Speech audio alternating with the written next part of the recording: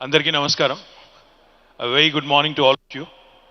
Firstly, I'd like to thank Raju Reddy and the team of Kakatiya Sandbox for inviting us over to Nizamabad. It's always a pleasure, always, you know, uh, a memorable experience meeting with Raju, Desh, and the entire team, that inspired this wonderful facility being created here in Nizamabad, the Kakatiya Sandbox.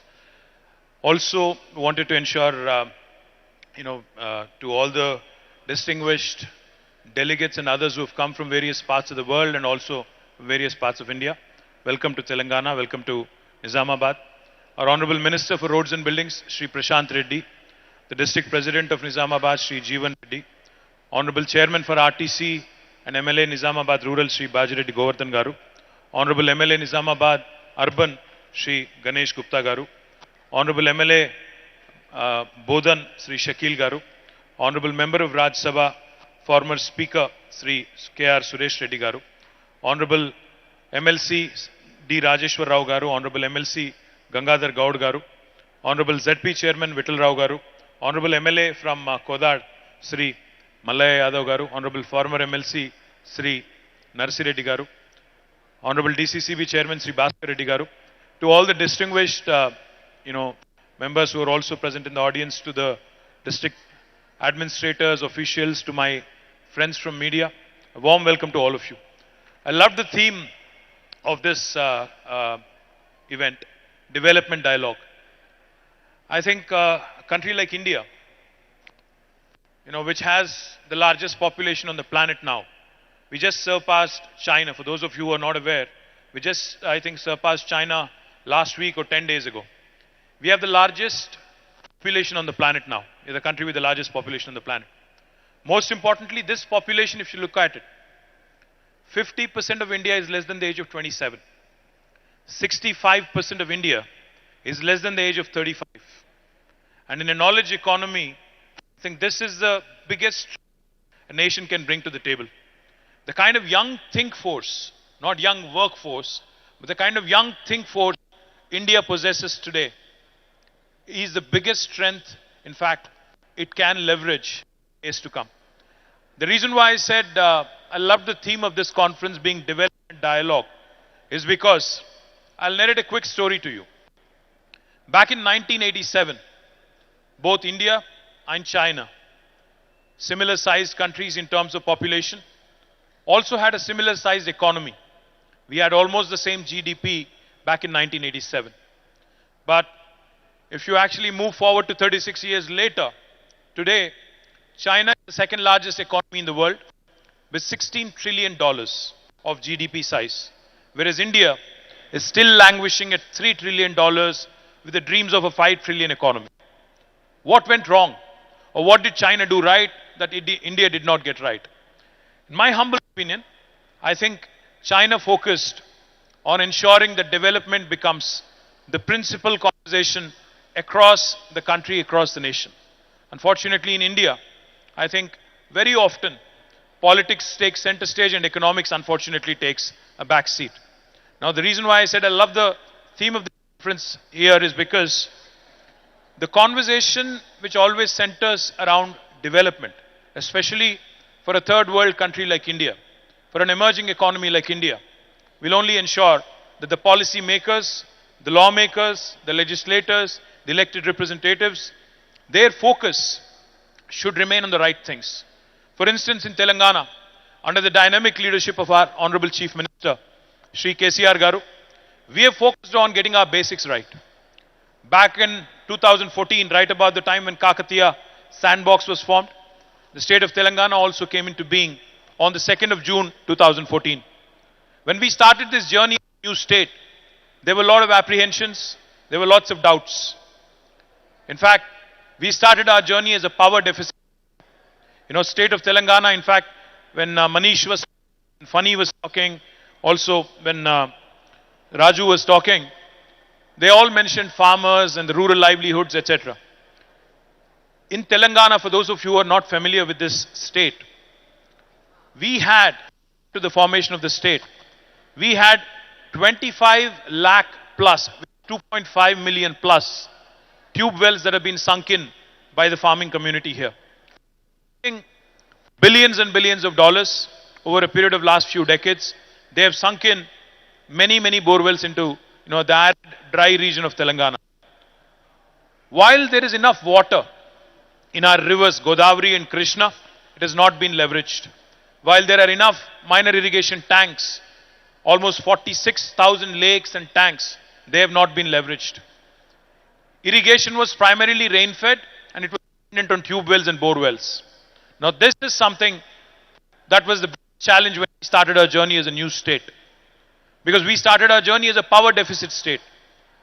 When our Honorable Chief Minister assumed office on the 2nd of June 2014, he made it his primary task and primary challenge to address this power deficit situation. In a matter of 6 months, just 6 months, from the day he assumed office, he made sure that the power deficit situation has changed, and today I can proudly say that Telangana is a power surplus state which can actually supply electricity 24/7 to the farming community free of cost in India. And we are the only state in India which provides free power 24/7 to the farmers. We also produce and supply quality power to both domestic and also industry sector in our state. The reason why I'm mentioning this today is because in the last 8.5 years, numbers will tell you a story. The development dialogue that we're talking about today is already a work in progress in Telangana. When we started our journey, the per capita income of Telangana was 1,24,000 rupees. 124,000 rupees. As of March last year, March 2022, the per capita of Telangana has increased to 278,000 rupees, 2,78,000 rupees. Almost 130% increase. The gross state domestic product, the GSDP of Telangana was about 500,000, 5 lakh crores on 2014 June 2nd. But as of last year, the GSDP of Telangana also has increased to 11.55 lakh crore, which is almost 1.15 million, 1.15 millions. The kind of increase in wealth, the kind of increase in per capita income that has happened in Telangana, just to give you one little statistic that will put things in perspective. Telangana is only 2.5% of India in terms of population. We are only 40 million people. But our contribution to India's economy, India's GDP is 5%. We are 2.5% in terms of population, but our contribution is 5%, which means we are literally punching double our weight. We are a 50 kilo boxer fighting in 100 kilo categories, how I would like it to. And I would also like to add one more thing. Raju called Nizamabad a microcosm of India. And by extension, you called this room a microcosm of the world. I would only say one thing. Telangana is that state where the north of India meets the south of India. Telangana is that state where paratha meets dosa. Telangana is that state where biology meets technology. Telangana is that state where life sciences meets data sciences. Telangana is that state where mangoverse meets metaverse. And Telangana also is that state which is focused extensively on holistic integrated development. What do I mean by that? Our IT exports back in 2014 were 57,000 crores. As of last year, they have risen to 1,83,000 crores.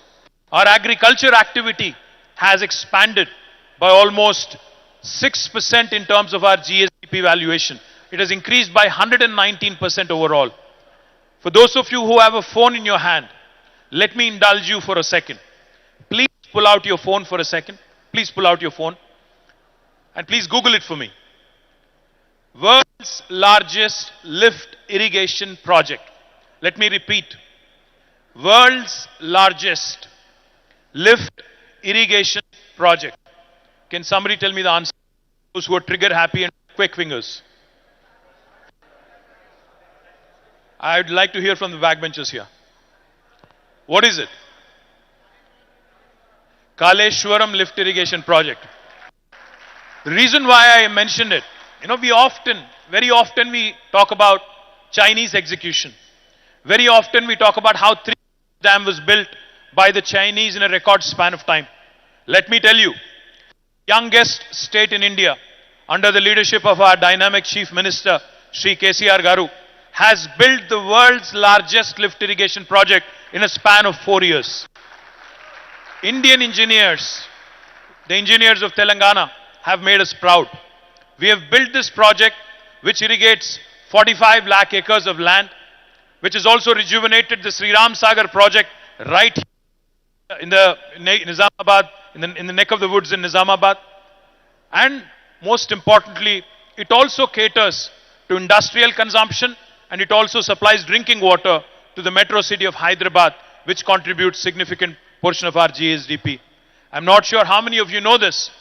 Not only is Telangana home to the world's largest lift irrigation project, India recently completed 75 years of independence. We are the first state in India to have completed a mammoth, a Herculean task of providing a portable drinking water connection to each and every one of our 1 crore households under a project called as Mission Bhagirath. We are the first state to have completed it.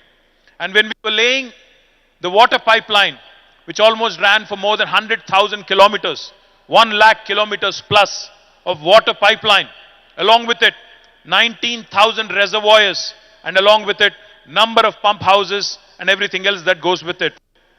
Let me also tell you, we have leveraged, there is a very popular word in India called as Jugaad. Jugaad basically means hustle. Jugaad basically means hustle. What we did in Telangana is something ingenious. When we had to dig and trench the entire landscape and lay almost 100,000 plus kilometers of pipeline, we decided that we'll also combine the fiber optic cable in the same trench that we were digging for the water pipeline.